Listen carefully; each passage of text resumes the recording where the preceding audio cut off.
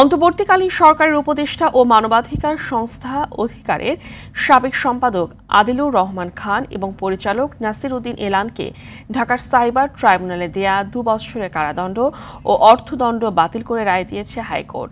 পৃথক একটি রিট আবেদন নিষ্পত্তি করে এনজিও ব্যুরোকে অধিকারের নিবন্ধন নবায়নের নির্দেশ দিয়ে রায় দিয়েছে হাইকোর্টের অপর একটি বেঞ্চ। 2013 সালের 5 মে মতিঝিলের শাপলা চত্বরে হেফাজতে ইসলামের সমাবেশে আইনশৃঙ্খলা রক্ষাকারী বাহিনীর অভিযান নিয়ে অসত্য বিকৃত তথ্য প্রচারের অভিযোগে আদিলুর ও নাসিরের বিরুদ্ধে মামলা হয়।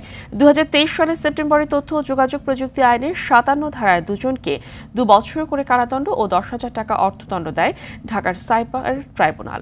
বৃহস্পতিবার বিচারপতি আব্দুর রবের একক বেঞ্চ সাইবার ট্রাইব্যুনালের এই রায় বাতিল করে দেন।